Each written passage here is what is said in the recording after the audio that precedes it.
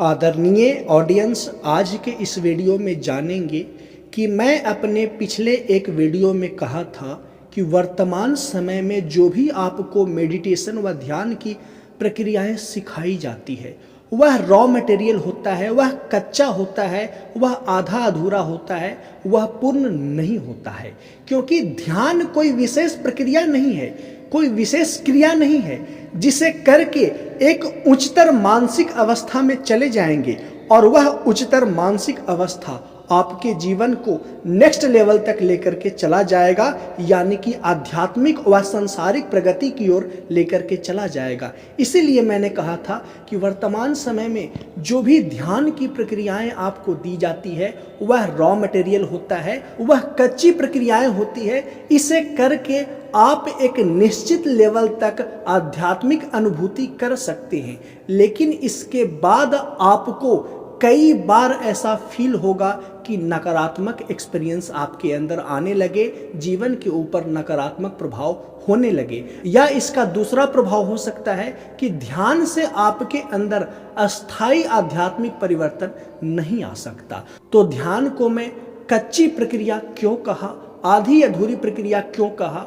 उसका मैं विश्लेषण दूंगा।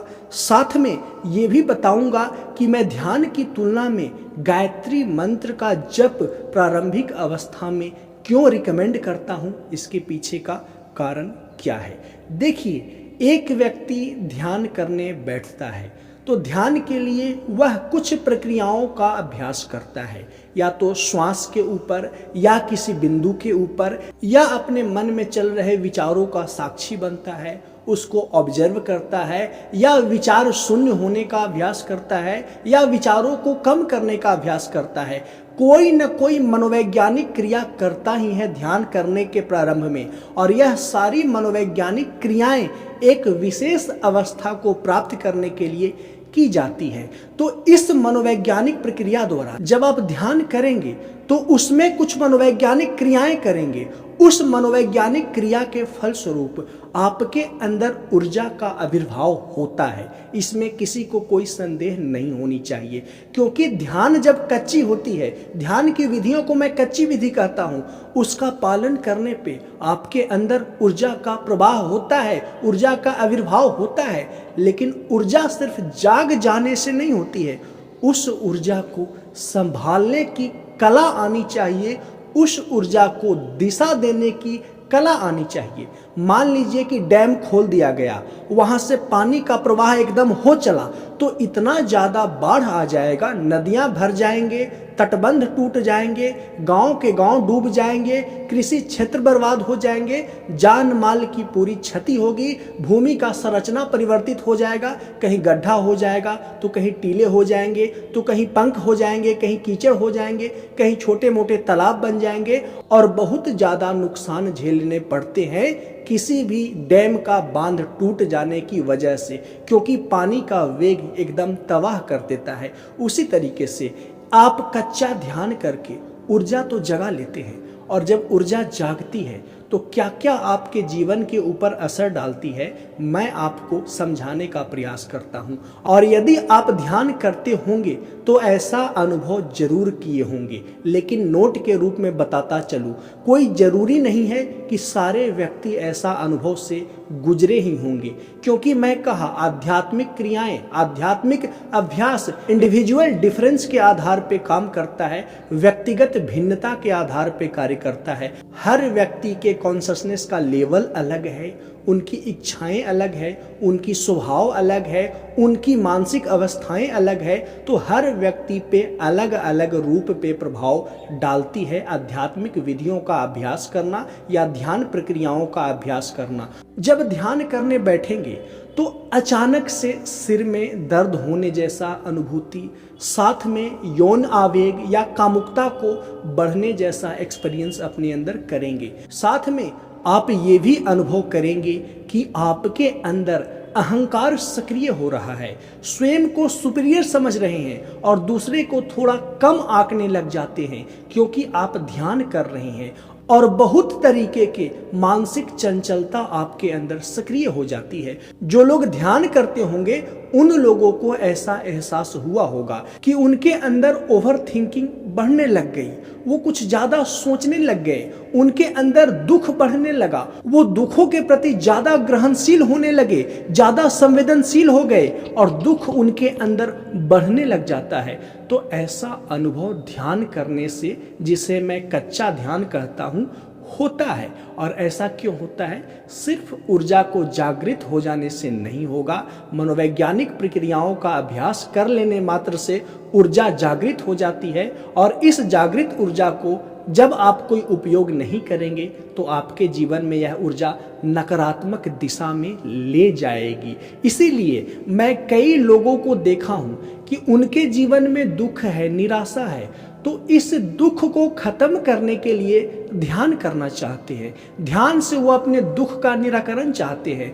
उन्हें सफलता नहीं मिल पा रही करियर में, तो वो ध्यान करना चाहते हैं कि सफलता मिल जाए। ध्यान से सफलता का कोई संबंध डायरेक्ट नहीं है, लेकिन इनडायरेक्ट है। क्योंकि जब आप स्थिर चित्त के होंगे, शांत चित्त के होंगे, तो आप अपने लक्ष्य पे ज़्यादा फोकस्ड होंगे।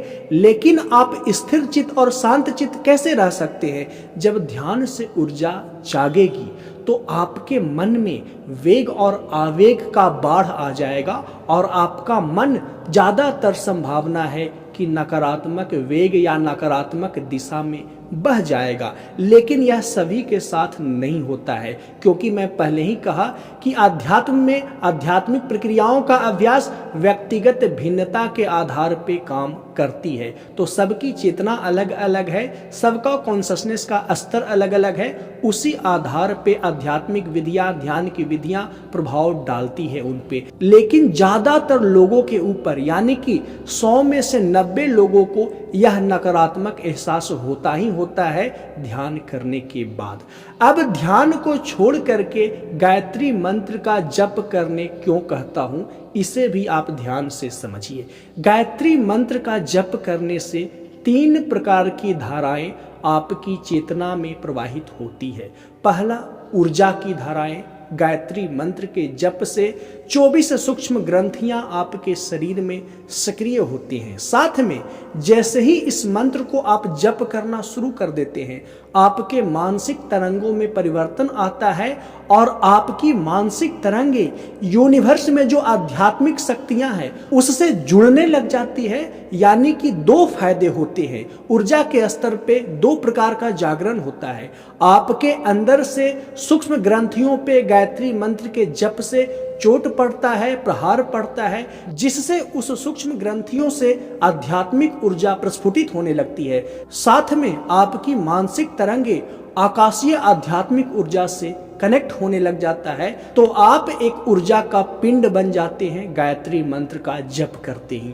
तो आप सिर्फ ऊर्जा का पिंड ही नहीं बन जाते, साथ में दूसरी धाराएं भी एक साथ फूटती है कि आपके मन और मस्तिष्क में एक प्रकार का परिवर्तन होना शुरू हो जाता है। और वह परिवर्तन ईश्वरीय गुण से भरा हुआ होता है, ईश्वरीय धारणा लिए हुए होता है। और वह ईश्वरीय धारणा और ऊर्जा दोनों मिलकर के स्वयं के प्रति कल्याण की भावना और जगत के प्रति कल्याण की भावना की ओर उन्मुख होता है या प्रवाहित होता है। यकीन न हो तो गायत्री मंत्र का निरंतर जप करके आप देखें, आप ऐसा महसूस करेंगे। लेकिन कच्चा ध्यान करके आप सिर्फ ऊर्जा को जगाएंगे, और ध्यान में ऊर्जा जागती है तो ज़्यादातर लोग ध्यान करते हैं मस्तिष्क को निर्विचार करने के लिए, खाली करने के लिए। तो जब आपका मस्तिष्क खाली होगा, आप अपने मस्तिष्क से विचार को हटा देंगे, तो आपके आसपास बहुत सारे विचार तैर रहे हैं। तो प्रकृति का नियम है कि प्रकृति में कोई भी चीजें खाली नहीं रहती, जहां खाली स्थान है उसे भर दिया जाएगा। तो आपके मस्तिष्क में जो ही विचार हटेंगे, तत्क्षण ज्यादातर संभावना है कि वातावरण में तैर रहे नकारात्मक विचार, नकारात्मक माइंड आपसे एसोसिएटेड हो जाएंगे, आपसे संबद्ध हो जाएंगे, और आप ध्यान के बाद और डे बाय डे पतन की दिशा में चलते चले जाएंगे। क्योंकि ध्यान में आपने मस्तिष्क को खाली कर दिया। और इस प्रकृति का नियम है, कोई भी चीज खाली नहीं रखा जाएगा, उसे भर दिया जाएगा। और ज्यादातर संभावना है कि आपके इर्द गिर्द नकारात्मक मन, नकारात्मक मानसिक तरंगे तैर रही है और वह नकारात्मक मानसिक तरंगे आपके मस्तिष्क में स्थापित हो सकती है और उस आधार पे आप अपने जीवन में व्यवहार करना प्रारंभ कर सकते हैं। ऐसी भी संभावना बनती है कच्चा ध्यान की प्रक्रियाओं का अभ्यास करने से। लेकिन गायत्री मंत्र का आप जप करते हैं तो मस्तिष्क तो खाली होता है, बट मस्तिष्क को खाली होने के साथ साथ ईश्वरीय धारणा आपके अंदर आनी शुरू होती है, ऊर्जा आती है, मस्तिष्क भी शून्य होता है और ईश्वरीय धारणा का भी आविर्भाव होता है। आप जब सही ढंग से गायत्री मंत्र का जप करेंगे तो सभी विचार प्रणालियों को फोकस करना होगा गायत्री मंत्र के जप के ऊपर, तो आपका मस्तिष्क स्वतः ढीला पड़ जाएगा। उसमें वेग, आवेग और विचारों का प्रवाह सिर्फ गायत्री मंत्र के जप में लग जाएगा, तो स्वाभाविक रूप से आपका मस्तिष्क खाली हो जाएगा और गायत्री मंत्र के केवल जप में केंद्रित हो जाएगा। और इसके जप से, जैसा कि मैं बताया, 3 धाराओं का आविर्भाव होता है। पहला ऊर्जा, दूसरा ईश्वरीय धारणा का आविर्भाव और दोनों मिलकर के जगत और स्वयं के प्रति कल्याण का भाव। तब जाकर के सही मायने में आप आध्यात्मिक व्यक्तित्व कहलाते हैं, अपने अंदर आध्यात्मिक व्यक्ति के रूप में एहसास करते हैं। आई होप कि इस डीप डिस्कशन को, इस मनोदार्शनिक बातों को बड़े ही ध्यान से समझे होंगे। इसीलिए मेरे इस YouTube चैनल सेल्फ माइंड को सब्सक्राइब करें और इस वीडियो को लाइक करें। जल्द ही मिलते हैं नेक्स्ट वीडियो में। वीडियो को देखने के लिए धन्यवाद। और हाँ, अंत में कोई प्रश्न हो तो आप नीचे कमेंट में लिख सकते हैं। मैं फ्री रहूंगा तो आपको उत्तर देने का प्रयास जरूर करूंगा। धन्यवाद।